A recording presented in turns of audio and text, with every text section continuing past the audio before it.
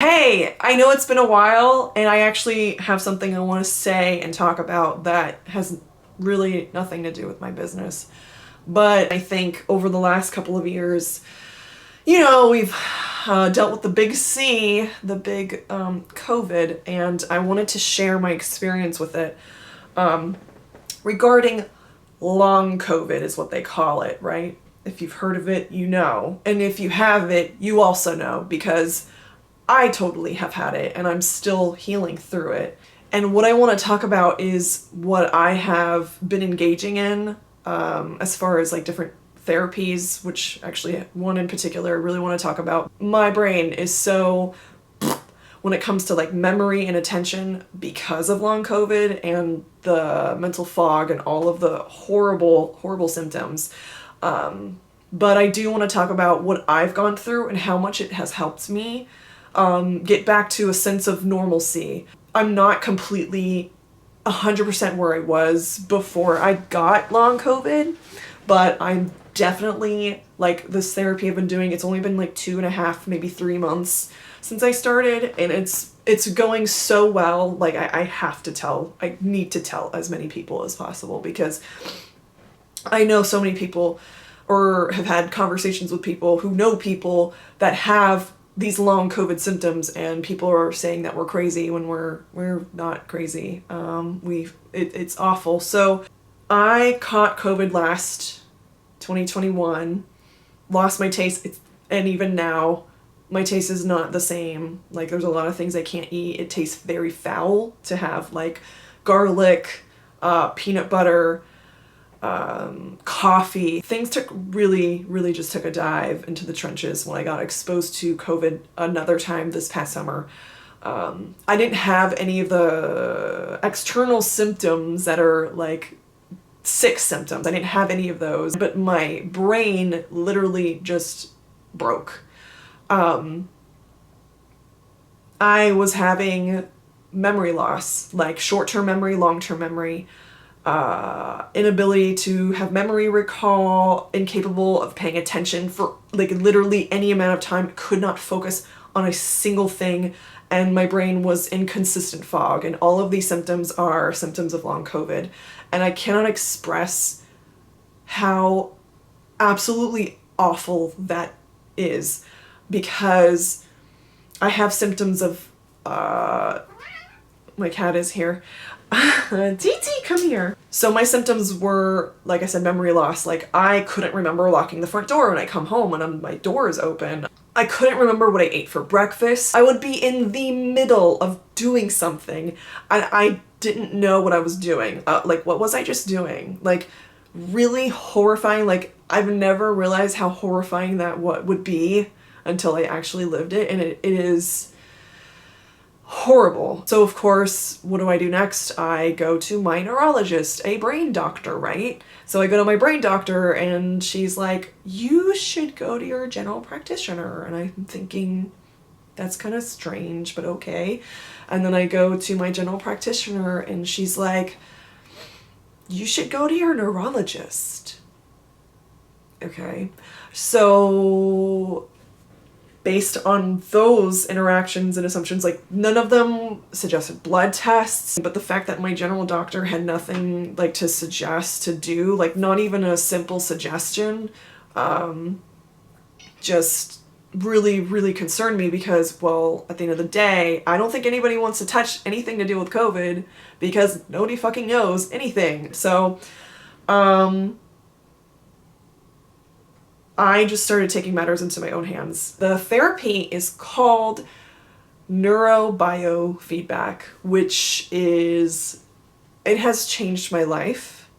It has revealed more things about my brain to me than that general like talk therapy can even begin to touch. And yeah, it's just changed my life, and I just want to go into it because I really want people to have actual options, to understand what options that they have. Because this shit sucks dick. And not a good dick. Actually, you know what? I remember now. I remember how this came up. I was told by a mentor of mine, you should go to a holistic practitioner. And I did that. And I started by going to one holistic practitioner.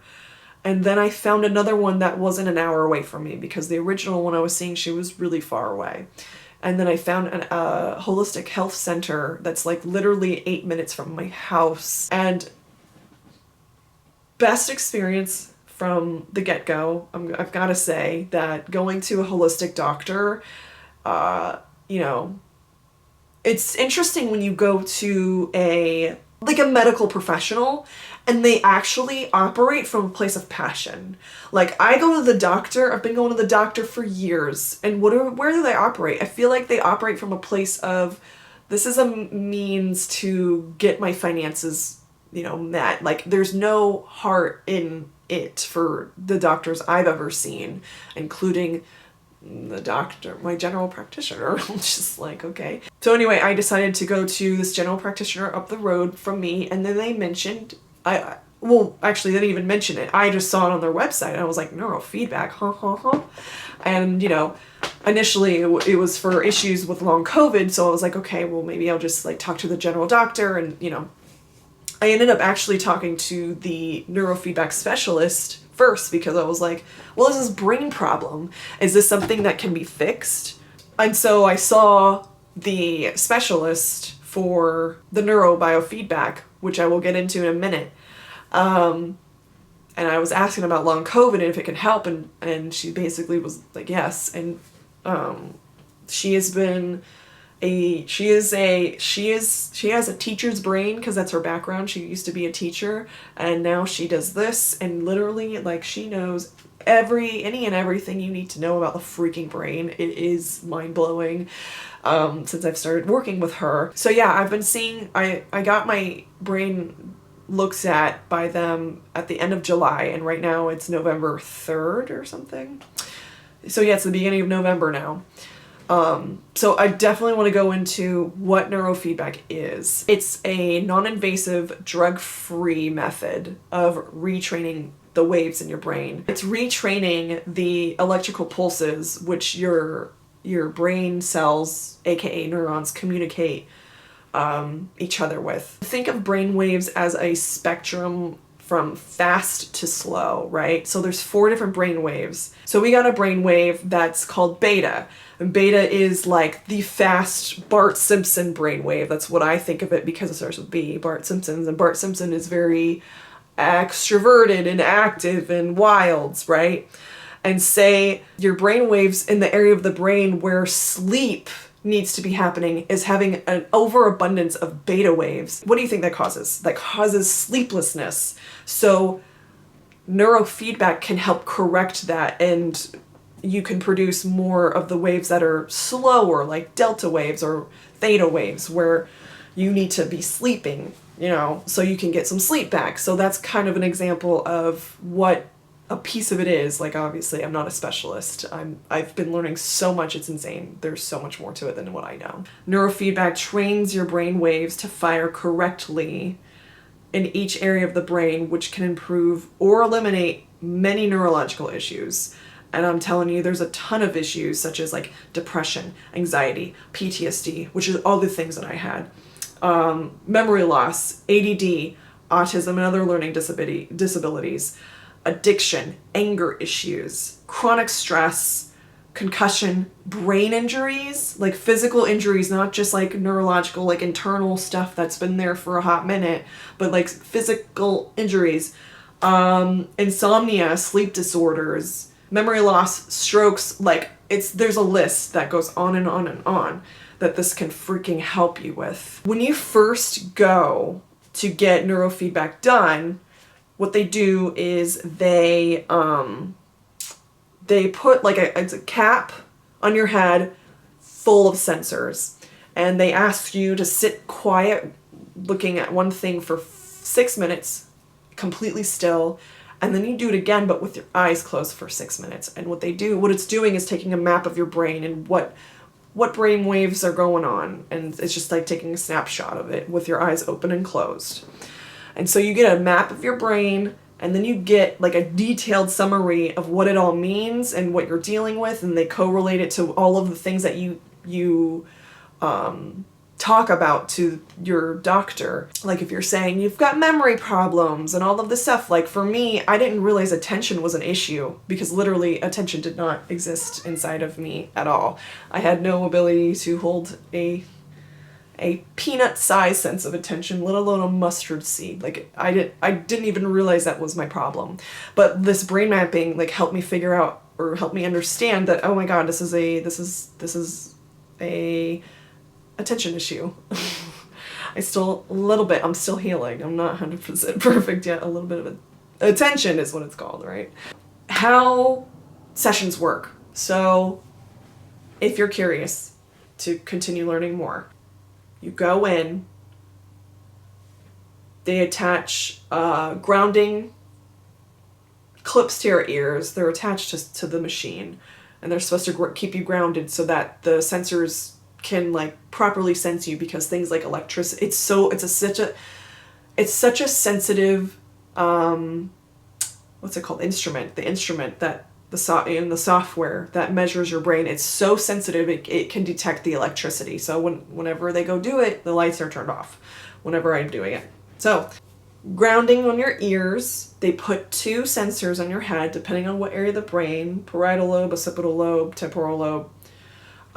It's only 2 sensors, and what you do is either one of 2 things. Everybody is different. What I do, because this is what I can handle, is my eyes are closed and I have headphones on, and the headphones are attached to the software. And what I do is I choose music to listen to or podcasts, because my practitioner uses Spotify. My music of choice has been Enya, because Enya is just very peaceful, and it's just, I love peace, and that's all I care about in my life at all times. So I'll be listening to Enya. But when I'm listening to Enya and my eyes are closed, if my brain is doing the wrong thing, if it's shooting at the wrong brave wavelength, it will dim the music down so that I can't hear it anymore. So what does your brain do? It tries to do the right thing. What is the right brain wavelength? And when it does the right brain wavelength, the volume comes back on, so you can hear the music again.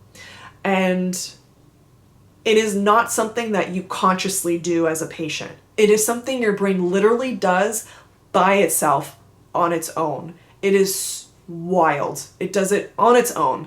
So if you're sitting there, because I know when I first started, I thought I had to like consciously be aware, like, let me make my brain go the right brain wavelength. Like, I don't know what the fuck I'm doing. There's literally nothing you have conscious control over. So like you sit there and your brain just does it for you. And it is a very, oh my God, it's such a slow, this is why it's a slow process. Like it's slow, but it feels so good and it's so worth it. But anyway, so that's one way that you do it with your eyes closed. The other way is with your eyes open, and this method is for people who are watching something on TV. So you'll be watching Netflix is what they have. So if you're watching something on Netflix, like Seinfeld, and your brain is doing the wrong thing, the screen will dim. It won't dim the audio. It'll just dim the screen when you're watching it, so you can't see it.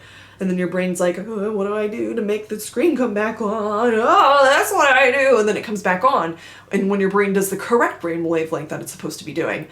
I did it once with my eyes open, and it was exhausting. Like, I couldn't function the rest of the day because I'm already visually sensitive because of the migraines I get from bright stimuli such as fluorescent lighting. I can't do fluorescent lighting because some fluorescent lighting just literally triggers a migraine instantly. So anything visual, not so good for me, but it is for, everyone is different, and all this time, it's so cool. I think this is so cool. It is the coolest thing. I'm becoming such a nerd about it. And it's just it has changed my life. It has changed my life. And things like depression, anxiety, I feel like those are things that could be easily fixed within a couple sessions. Maybe, I can't say that for everyone, but I know for me, I was going through all of that because of, the memory stuff. Like, I was so depressed. I was so anxious because I can't remember anything. And like, I don't feel depression. I do not feel anxious. If I feel anxious, it's because I'm about to die, which I thankfully have yet to encounter that since starting these sessions. So I'm telling you, I love this so much, and I just want to tell everyone, I want to tell the world, hello, this is something you should do if you're interested. If you've tried, like, I know there are people who have tried, like, talk therapy. I have tried talk therapy. I have been in talk therapy for fucking, I don't know, 12 years? 10 years. It's been 10 years since I started talk therapy. There are some things like talk therapy just cannot do. And if there's something wrong with your brain, it just needs a kick in the right direction. And this does that. This does that. Like, it literally gets to the root problem. And I am all about getting to the root of the problem. I'm tired of band-aid solutions. I'm tired of getting pills tossed at me. Here, take some pills. It'll get better. And typically, it doesn't. It never usually has for me. Even when I was on Adderall I was on it for about 4 years. And I'm just like, after learning about all this, I wonder, like, why isn't this more, like, prevalent? Like, why is this not... This is, like, such a hidden therapy. I don't understand why this is so concealed. Like, it seems very concealed. Not a lot of people talk about it. And this therapy's been around since, like, the 60s. My mother did it when she was, like, in her 20s. So it's very interesting to everything I've learned. And when you really think about it, the root of all our thoughts, emotions, and behaviors is the communication between neurons in our brains. If those brain waves are not communicating properly and the wrong waves are in the wrong areas of the brain, fucks up our fucking lives, okay? It fucks up our lives. And when they're corrected, like, shit can be corrected. Like, I don't know, I feel like I'm turning into a superhuman. Like, that's how I feel. And I'm so ecstatic. Like, I'm ecstatic. And, long term, I even asked her, the practitioner, I'm like, is this permanent?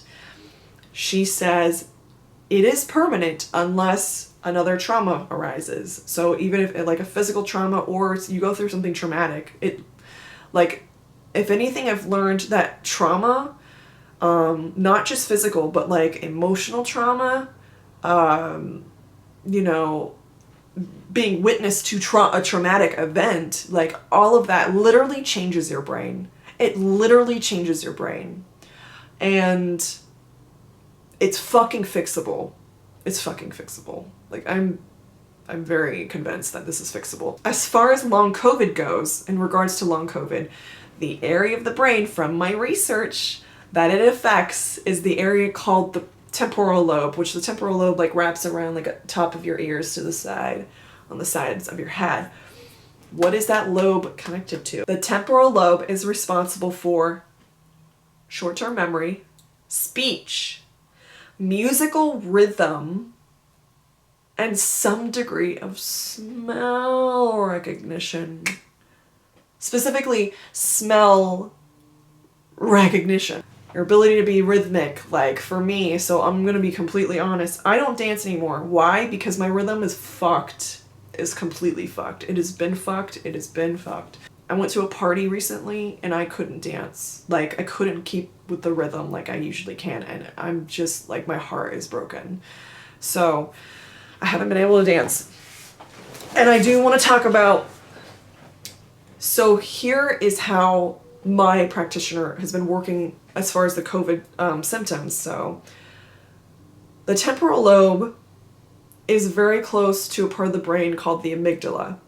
The amygdala is the part of the brain that triggers fight or flight response. That is very just like extreme fear, right? So we have not worked on that part of the brain for me yet.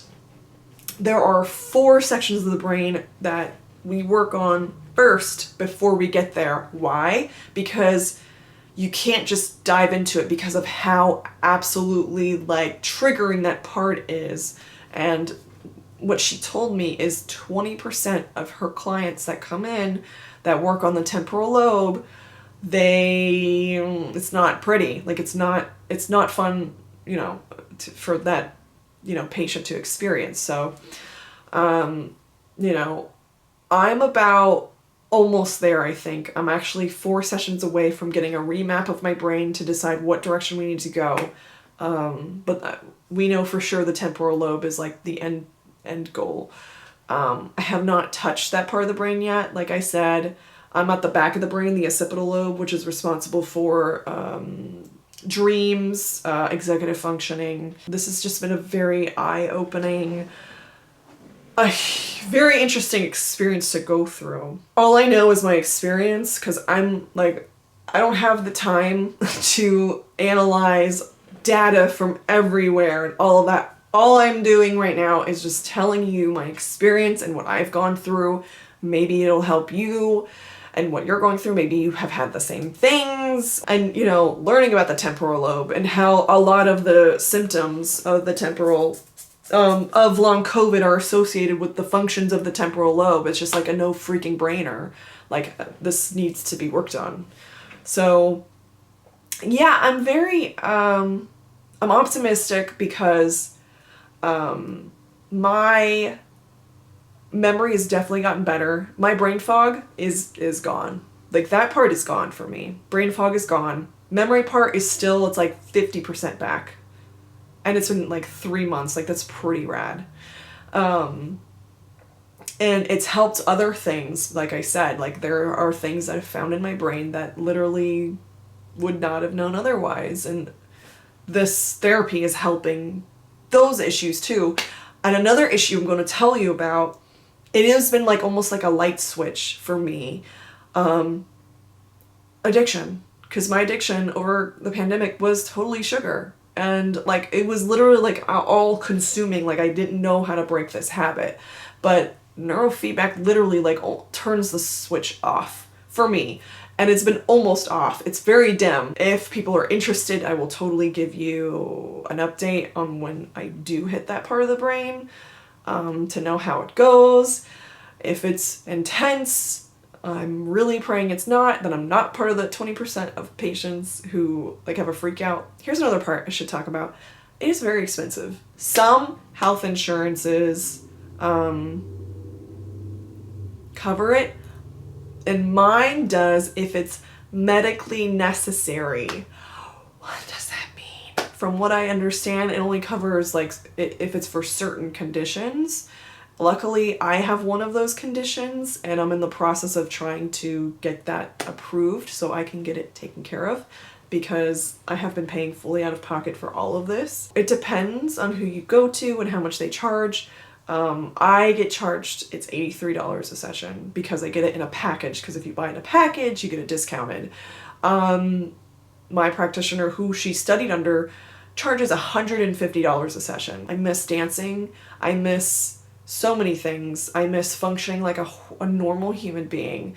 And I'm so grateful to even find what is actually wrong with my brain, because I feel like, for me personally, the issue that I have had with like functioning in a way that is actually like beneficial to society. I won't go into detail on what it is, but this shit has helped so much, and I feel like I'm actually like,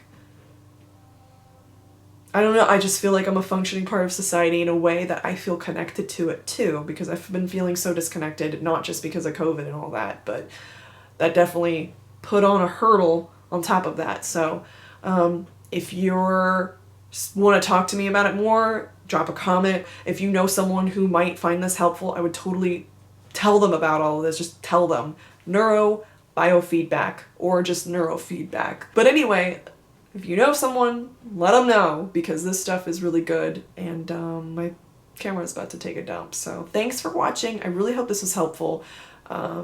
It's time to get better, and if you needed a sign, this is it. Much love.